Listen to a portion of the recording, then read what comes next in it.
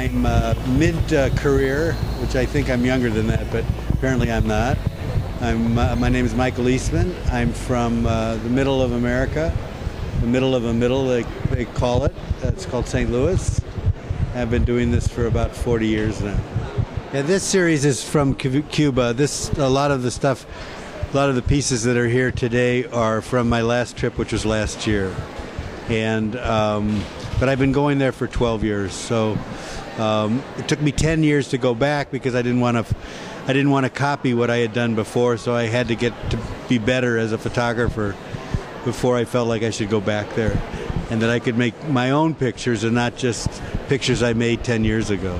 Well, I've been accused of that before. You know, when in the days when everything was sort of deconstructive modernism, it was not okay to photograph beauty, which I never quite got, because I thought that was the whole point of this, was finding beauty, finding new beauty, finding beauty and showing the world things that they hadn't seen before and the beauty in them. So Cuba was something that I was immediately struck with the color. These are very, very long exposures, and I photograph with available light. I scan them in, and then I work in the best darkroom I've ever experienced, which is Photoshop. And then these prints are made in a conventional C-print, light-sensitive paper. So it's sort of working in the 19th century in some ways, and also the 21st century. It's exposing it in the conventional way and then printing it in sort of the contemporary cutting-edge way.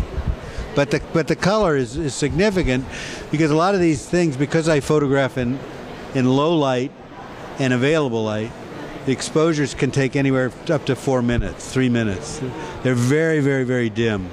But these colors, they're there, and as those exposures build up the amount of exposure that you need to make a proper photograph, I'm always surprised by the color that I find. Well, the whole notion that it was stuck in time, it was frozen in time. I mean, every photographer wants to go back in time and be with Auger and, Paris in 1903, or be with Walker Evans in the South in the 30s. So when you think about it, there's not much in the world that's stayed the same. Everything's changed, and most of the great things about the past are usually removed or renovated or torn down. So Cuba was something that always had a mystery to me, in terms of, this is the way it was 50 years ago. It hasn't changed. And more than anything, that's what drew me to it. Right, you can't, the facades are beautiful, but they don't tell a story. They tell a story about the architect, but they don't tell a story about the people that live in them. These are portraits, simply stated. They're portraits of people, spaces without the people being in them. And they give the viewer an opportunity to create their own narrative based on what's on the walls, what's on the tables, what color paint, etc., etc. And just the objects, the furniture, and you start to, as a viewer, you start to build a kind of narrative of who these people are. It's different for everybody, but it's also, you'd be surprised how people respond very much to the same things. There's a collective consciousness.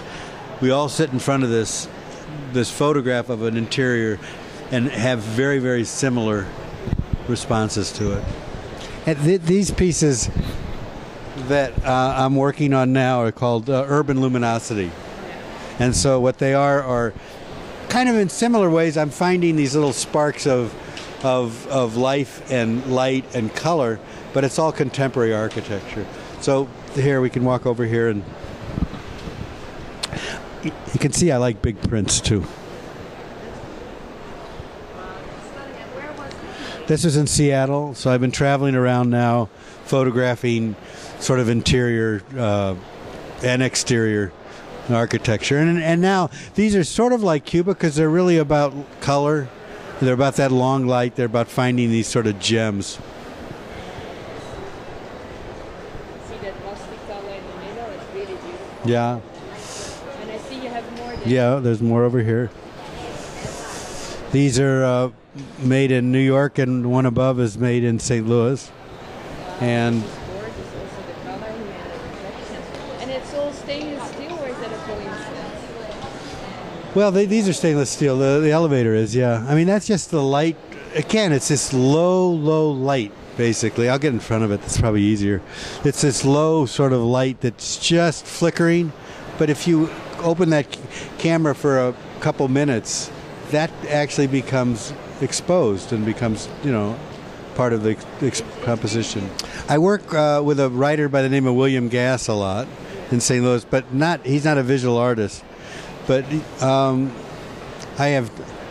You got an hour? I'll tell you all my dreams. No, the one thing about an artist is most of the time you're working alone, and the idea of collaboration is quite exciting. So I'm very, very open to that. Okay, I look forward to see it in the future, and best is to keep any dream secret, and then we will be extra happy to see the result maybe in a few years again on one of the art. Oh, absolutely. Okay, thank you.